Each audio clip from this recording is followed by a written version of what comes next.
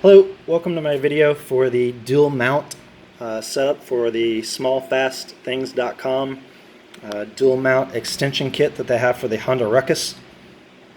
Chose to do a video because I couldn't really find a whole lot on the internet that provided a nice little video setup for this. A couple of different photos. There's a write-up on the actual website, but some of the photos for myself, they kind of confused me a little bit, so I thought I would do a small video. For my setup, I'm doing the stock. The reason I chose this kit was because at a later point in time, if I decide I want to do a fatty rim for the rear, I've got a setup guide here. Today, once again, we're just going to be focusing on a stock tire and a stock setup. So, kind of going away from the photos now, we'll kind of go into my actual setup. Excuse the mess, but hey, this is what I'm working with. So for reference points, anytime I talk about the left side or the right side, I'm talking about everything for the Ruckus itself as if you were looking at it from the rear of the Ruckus. So you'll notice the front is up there. Here's the ass end. Left side, as if your left leg would be there if you were sitting on it, and then right side as if you were sitting on it and your right leg was there. So going from there, first things first we'll talk about is some of the things that I had to remove to kind of make sure everything got into place. There's a little nub here on the right hand side. I left that there, but the nub that is actually here on the left hand side, and I'll kind of go in here a little bit, I don't know if y'all can see it, I had to shave that off. So it got in the way of the actual engine mount itself, so I went ahead and removed that. There's also this little bracket portion here on this extra little back frame portion. Kind of give you guys an angle here for reference point. I had to get rid of that too because once again it just kind of didn't allow this to sway a whole lot. Now where to put the mount, once again it was kind of vague, so what I did was here on the actual shock portion and the shock, we'll say the shock tower mount, I tried to put it as close to it as I could. So you'll see here is my left side of my mount, and here's my right side. It's still kind of loose now because I'm still kind of fine-tuning things, but hey, for the time being, it works out for a good video. Now if you'll notice in the photos and everything else, it shows your flat side of your mount is on the left side. So once again, if you're looking at it from the rear, your flat side of your mount will be on the left side. This is for the stock setup. The angled portion will go on the right side. So you'll notice that my angled portion is over here. Now from there, some of the other things that I had to get rid of, where on this back, there is the original setup here. I shaved that off because it was hitting my shock bracket here. You can see a little bit of rub that I had there, and a little bit where it's taken out. I just got rid of that, and then I went ahead and mirrored it on this right hand side too. Why not? Apart from that, those are about the only things that I had to get rid of on my setup. Going to the actual engine itself, where the shock sits, I did not have to remove anything down here. This was stock as it is. On the actual engine mount, on the engine itself, now I did have to shave this down a little bit.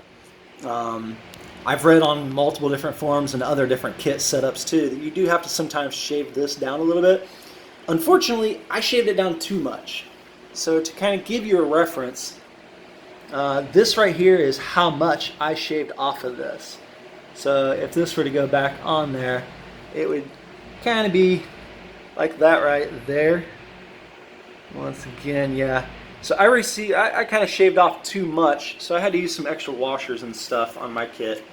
But I made it work and everything else. With the kit itself, so when you get the kit, what you're going to get is you're going to get the actual dual mount engine mount bracket itself that goes around this back bar portion. You'll get the Allen head keys that go in and get it all set up nice and snug. You get the rear shock brace, and then you'll actually get the extension as well, and I'll call it also the engine stabilizer rod. Apart from that, some of the screws and things that I got too was I got this Allen bolt right here and the head portion for it right here.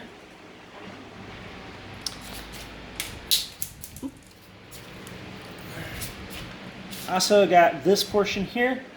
This goes up front with that, and here's the bolt for that. So when I talk about that reference point, give me a second and I will show you.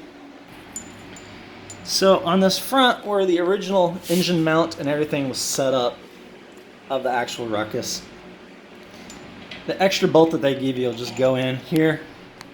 You'll see that it pokes through up here.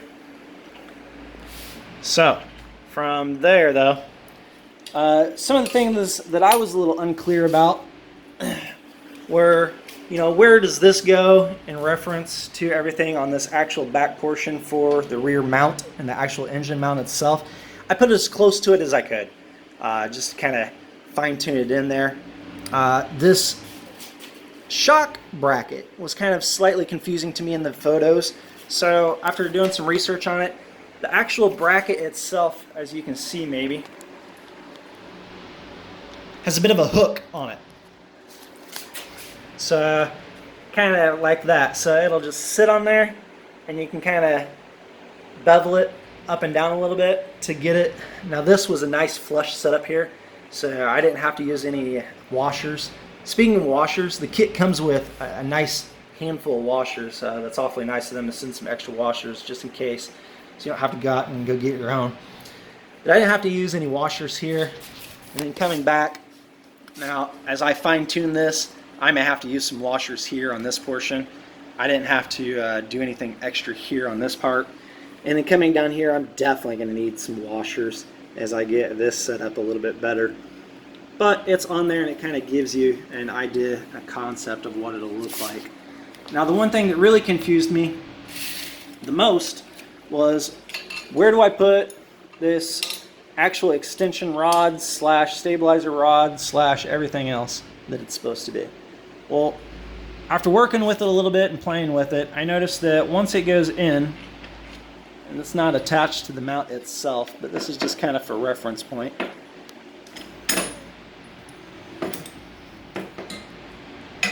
It'll come in and it'll be to the outside of the actual engine mount setup. Now for me, I put a spacer in there, and I would actually end up having another spacer out here from just to kind of angle it just nice and neat. But what that'll do is it's going to set up to the outside here, as you can see from this bolt, outside to this here mount. And then where it goes is it actually goes to the inside up here.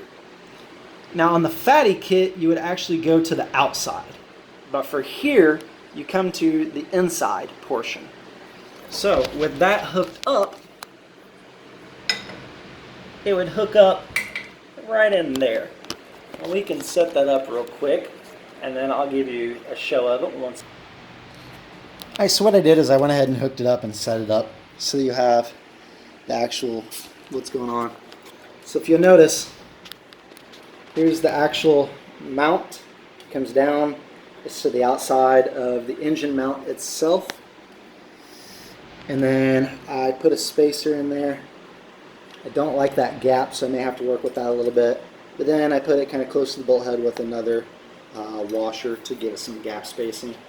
And then that stabilizer rod, or that extension rod itself, comes up and then connects to the inside here on the inside of the old engine mount location. Now that piece that I told you about earlier that I grinded too much off of here, what I did was instead of using extra washers or anything, it fit pretty nice over here. So you can kind of see that there's a little bit of a gap there. That's only because of the way that I shaved it off. So I threw that in there. You might actually, if you shave this down correctly, you probably just have to use a washer or two maybe over here. But then this is what I really don't like, is I don't have much room here left over. Now if I got rid of a washer over here, or kind of mess around with this a little bit more, maybe I'll have an extra inch. But that does not leave me a lot of space here on this side to get bite with that bolt head. But once set up and once on there, you know, I get to play around with it a little bit more and have an understanding of where I want it to get it, make sure it's lined up and it's in line.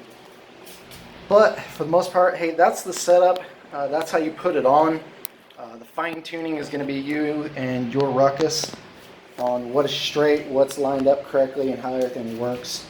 I don't know if that varies, but good luck, and hopefully everything works out for you. If you have any questions, feel free to leave a comment. Try to help out in any way I can. Just provide some guidance or some comments, maybe things that I went through, or maybe even some photos of when I finally do get it set up, how many washers I had to use and where. If you have any questions other than that, just shoot me a message and let me know. Good luck.